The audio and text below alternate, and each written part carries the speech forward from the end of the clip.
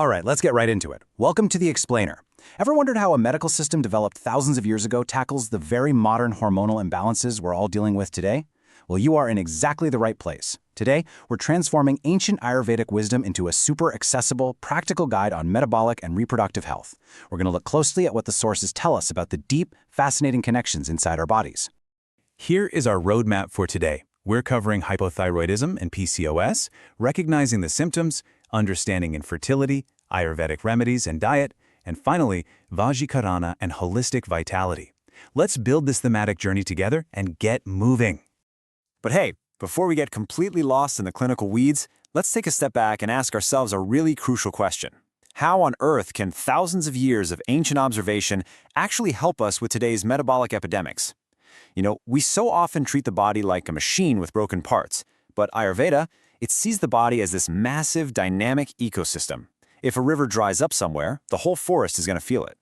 Section 1. Hypothyroidism and PCOS explained. The root imbalances. Let's look at these two super common conditions through a completely different lens.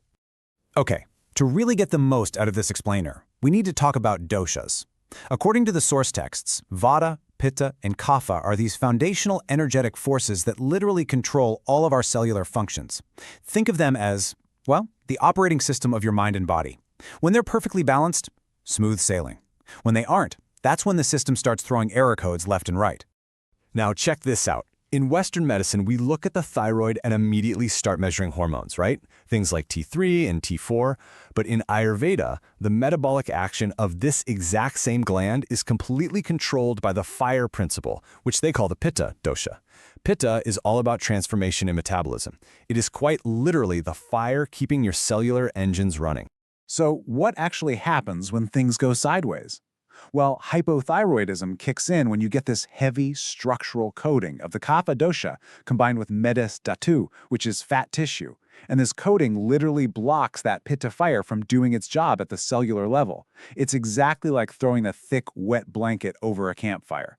The fire is still under there, trying to burn, but it's totally smothered.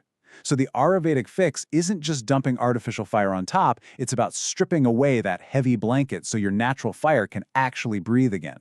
And man, this idea seamlessly connects to PCOS, or polycystic ovarian syndrome. Look at the modern triggers here. Genetics, stress, insulin resistance, our lifestyle. They line up perfectly with the Ayurvedic view. Ayurveda says vitiated or disrupted, Vata dosha goes completely rogue. It messes with the Pitta fire and eventually crashes the structural foundation of Kapha. So, ancient texts and modern science, they're basically describing the exact same system crash, just using different vocabulary. In the ancient texts, this is called Artava Vaha Shrotas Dushti, basically a serious imbalance in the channels of menstruation.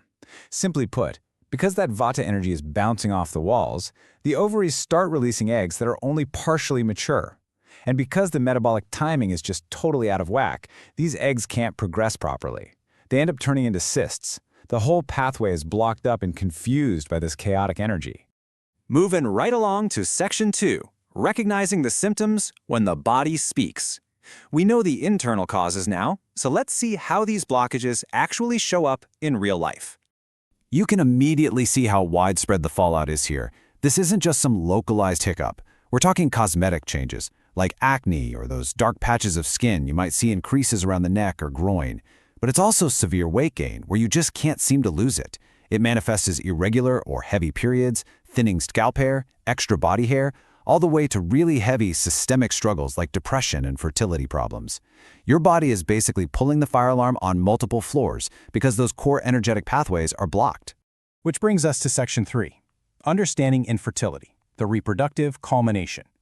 Let's look at what happens when these chronic smoldering imbalances finally impact human reproduction.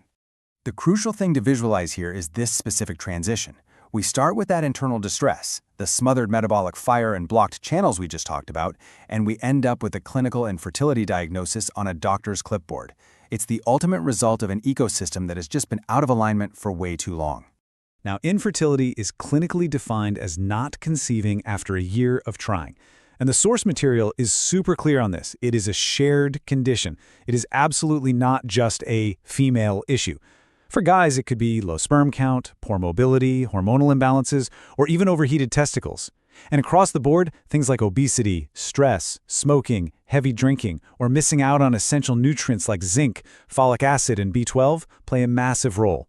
Even environmental stuff, like exposure to pesticides or heavy metals, can totally short-circuit your fertility. All right, Section 4, Ayurvedic remedies and diet healing the channels.